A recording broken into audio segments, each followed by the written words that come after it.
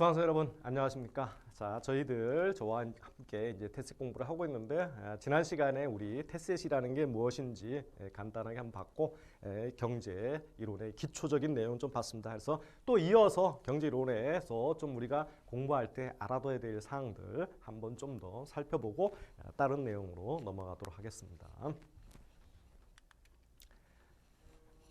자, 생산 가능 곡선하고 기회비용이라는 개념을 좀 알아두셔야 됩니다. 요 생산 가능 곡선 특히 우리 시험에 자주 등장하는데요.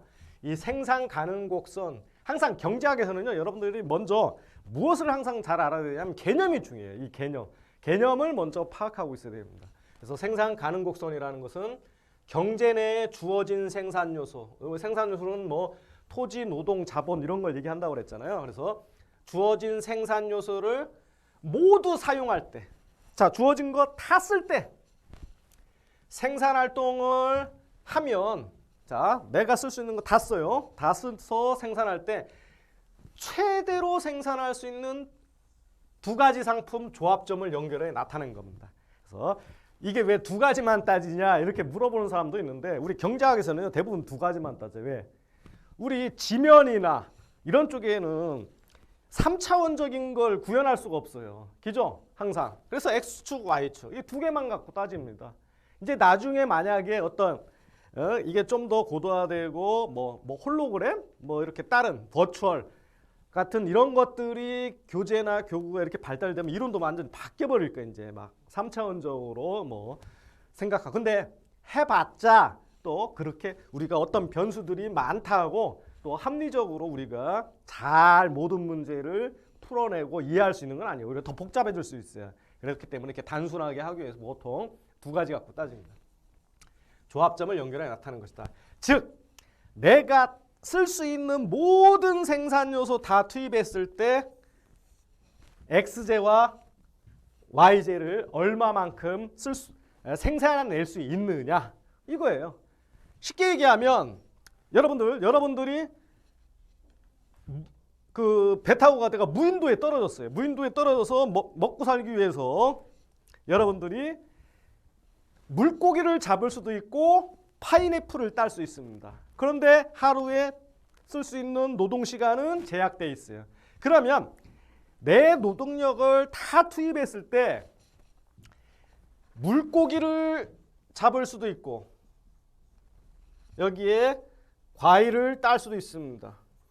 그러면 물고기를 많이 잡는데 노동력을 많이 투입을 하면 당연히 과일은 시간이 부족하니까 노동력을 투입할 시간이 부족하니까 시간 부족으로 과일은 조금밖에 못 딸 거고 물고기 잡을 시간을 아끼면 과일은 많이 딸 수 있을 겁니다. 그래서 이 것들을 연결한 점을 즉 최대로 생산할 수 있는 두 가지 상품의 조합점입니다.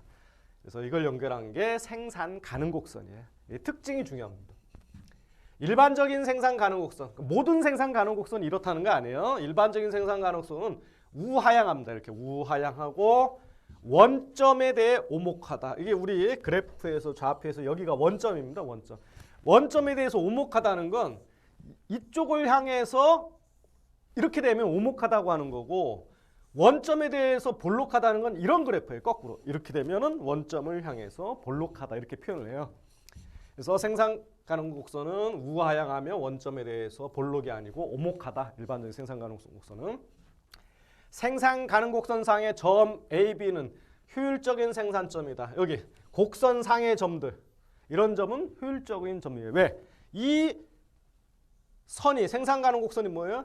다 투입했을 때 최대로 생산할 수 있는 조합점이니까 이건 최대로 생산할 수 있는 점들 안에 요 점이 포함되어 있잖아요. 그렇기 때문에 이거는 효율적으로 생산하고 있는 점인데 생산 가능 곡선은 내부에 있는 점, 예를 들면 여기 C 같은 경우는 최대 생산할 수 있는 여력이 이만큼 되는데 이만큼밖에 생산 안 하잖아요. 물고기 이만큼밖에 안 잡고 과일 이만큼밖에 못 답니다. 그러니까 이거는 비효율적으로 이루어지는 점이에요. 이걸 경제 전체로 보면 노동력이 놀고 있는 거죠. 실업 상태입니다. 그리고 자본은 쉬고 있는 상태예요. 그래서 이건 비효율적인 구간이고 생산 가능 곡선 외부에 있는 점.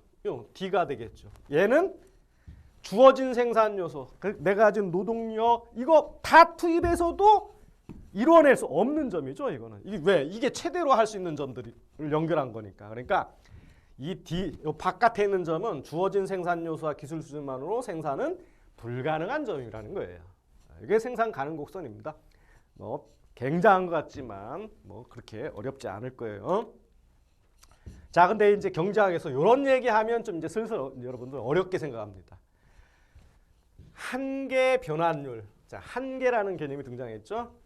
Marginal Rate of Transformation은 X제 한 단위를 추가로 생산하기 위해서. 자, 이게 무슨 소리냐?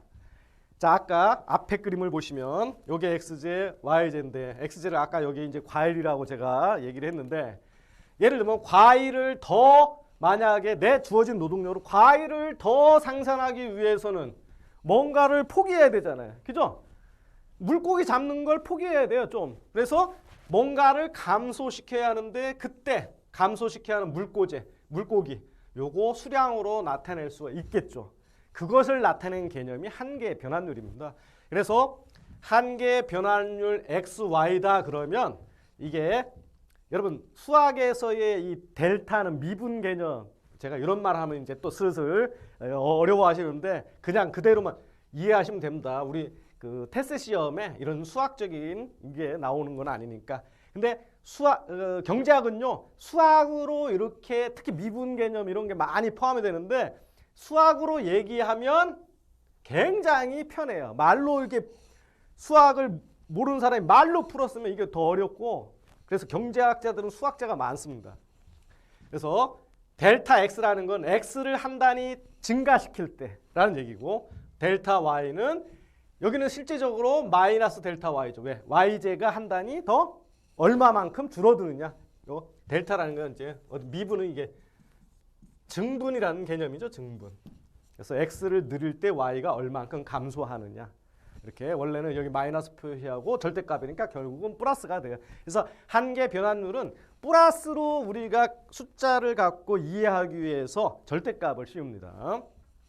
그래서 요거는 나중에 이제 알아두셔야 되는데 요 MC가 이제 마지널 코스트에서 한계 비용입니다. 그래서 Y제의 한계 비용분의 X제의 한계 비용으로 우리가 계산을 할 수 있습니다. 이거는 일단 제끼고 어쨌든 한계 변환율은 생산 가능 곡선의 접선의 기울기를 나타내요.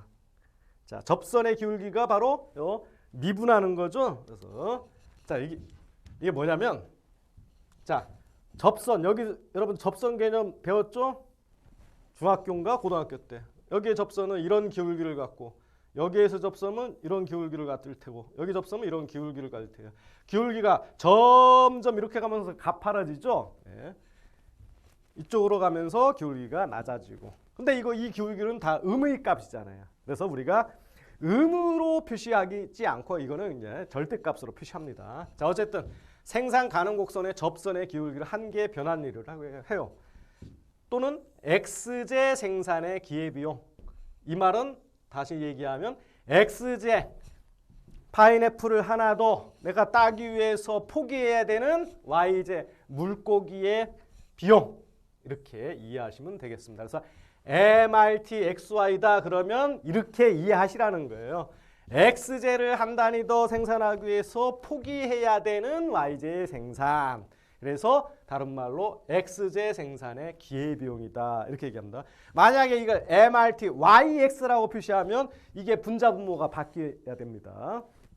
그때는 Y제를 한 단위 더 생산하기 위해서 포기해야 되는 X제 생산. 그래서 그때는 Y제 생산의 기회비용 이렇게 됩니다. 자, 이거 예를 들면 항상 편해져. 예를 들어보면 자, X제 생산을 한 단위 증가시키기 위해서 줄여야 되는 Y제의 수량이 2라고 한번 가정을 해봅시다. 생산량이. X제는 하나 더 생산하는데 Y제는 2를 줄여야 돼요. 그러면 MRT XY는 2가 됩니다.